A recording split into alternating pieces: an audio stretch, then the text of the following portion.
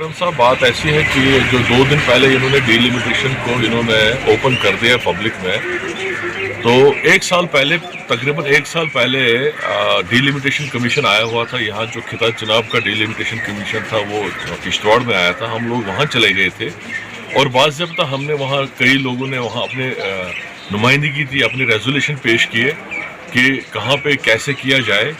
तो लेकिन उस वक्त हमें ये लग रहा था कि शायद ये कुछ करेंगे, लोगों को मुतमईन करेंगे, लेकिन उनकी बॉडी लैंग्वेज से ऐसा लग रहा था, डिलिमिटेशन की कमीशन की बॉडी लैंग्वेज से ये लग रहा था कि ये लोग बस खाना पूरी करने आए हैं, ये जस्ट जो फॉर्मेलिटी को पूरा करने आए हैं यहाँ पे।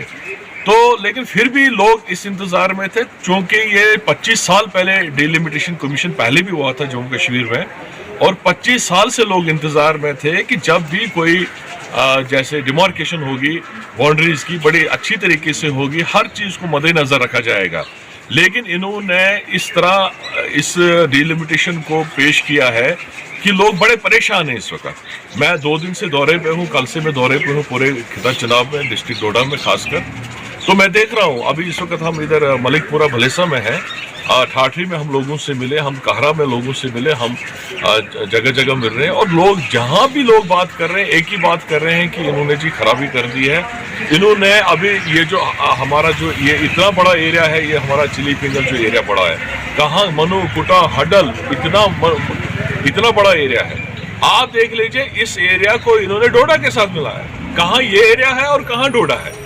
इन्होंने तो लोगों के साथ एक मजाक किया हुआ है, पब्लिक के साथ मजाक किया है। सर, भलेसा के लोग चाहते थे कि एक कॉन्स्टिट्यूएंसी भलेसा को देखेंगे, मगर आज भलेसा को 3 हिस्सों में तकसीम किया गया, तो क्या कहना चाहेंगे आप? देखिए, ये जो इन्होंने ये जो डिलिमिटेशन किया है, इन्होंने जो भी इन्होंने कॉन्स्टिट्यूएंसी बनाई है, ये एक पॉलिटिकल कंसिडरेशन को लेकर किया है। इसको मैं साफ लफ्जों में कहूँगा ऑन कम्युनल बेसिस।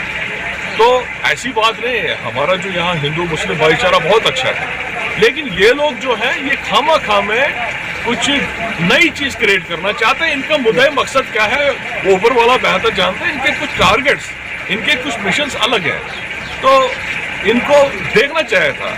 आप देख लीजिए, पार्लियामेंट कॉन्स्टिट्यूंसी इन्होंने बनाई है अनंतनाग की, और साथ में राजौरी पुंछ को मिलाया है, जबकि 6 महीने वहाँ जो रास्ता है, बीच का रास्ता, जो ये जो पीर गली जहाँ जिसको बोलते हैं वहाँ, और ये मुगल रोड जिसको बोलते हैं, वो रास्ता 6 महीने बंद होता है।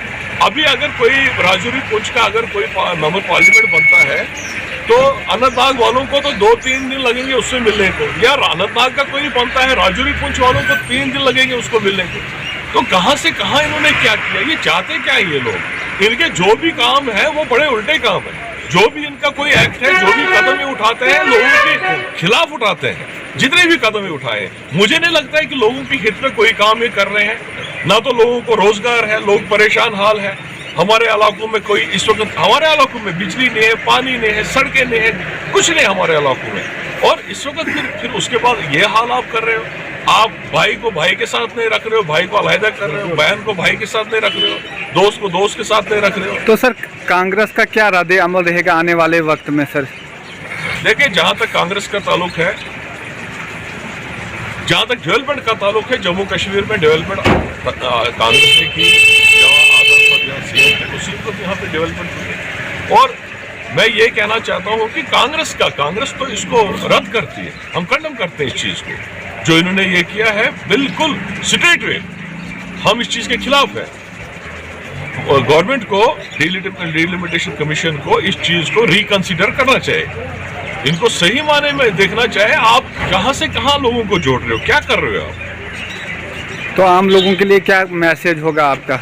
हमारा यही आम लोगों के लिए मैसेज है कि इकट्ठा रहे, हिंदू मुस्लिम भाईचारा कायम दायम रखें। और दूसरी बात है, कल को अगर हमें प्रोटेस्ट करना पड़े, हमें इकट्ठे होकर प्रोटेस्ट करना चाहिए, क्योंकि हदबंदी जहां भी हुई है, जिस भी कॉन्स्टिट्यूएंसी की, वो बिल्कुल गलत हुई है, गलत बेस हुई है।